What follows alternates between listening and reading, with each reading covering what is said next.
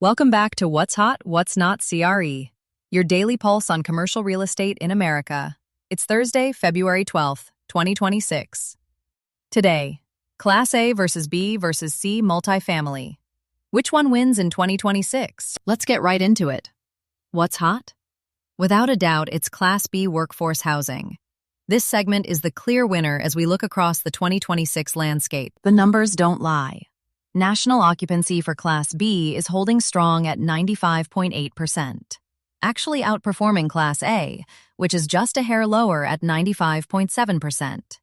But the real story is rent growth durability. In any down cycle, Class B consistently outpaces Class A as renters trade down from luxury for affordability. We're seeing that play out right now.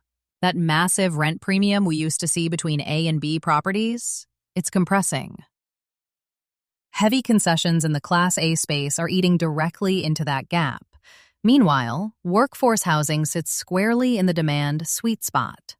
Rising wages for middle-income earners are supporting their ability to pay, creating a very stable tenant base. Geographically, the Midwest and Northeast markets are leading the charge.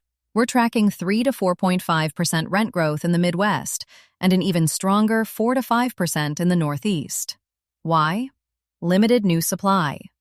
Nearly all new construction over the past few years has been targeted at Class A product, primarily in the Sun Belt, leaving these Class B markets undersupplied and fundamentally strong. Institutional capital is taking notice and returning to the Class B space. It's now seen as a recession-resistant asset class with stable, predictable cash flows. We're even seeing an uptick in public-private partnerships, where developers are getting tax abatements to build or preserve workforce housing. Bottom line, Class B offers the best risk-adjusted returns in today's market. Now, for what's not. It's a tale of two struggling segments: Class A oversupply and emerging Class C distress. Class A is still fighting headwinds in those oversupplied Sunbelt markets. Places like Dallas, Austin, Phoenix, and Tampa are dealing with elevated vacancy and a continued need for heavy concessions just to get heads in beds. These properties are stabilizing, but very, very slowly. Nationally, rent growth for Class A is projected at a meager 1 to 2%, well below what we're seeing in B. Then you have Class C. We're seeing serious signals of deteriorating performance here. The older 1980s-era properties, especially those concentrated in Phoenix, Florida, and Texas, are under significant pressure. Uncertainty around immigration policy is also creating a tangible risk for the Class C tenant base.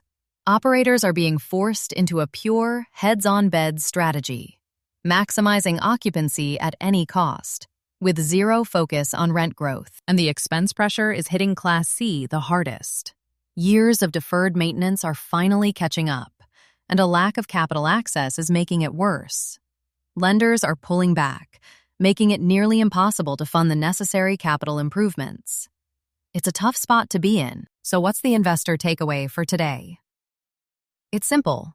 Class B workforce housing is the strongest play for 2026.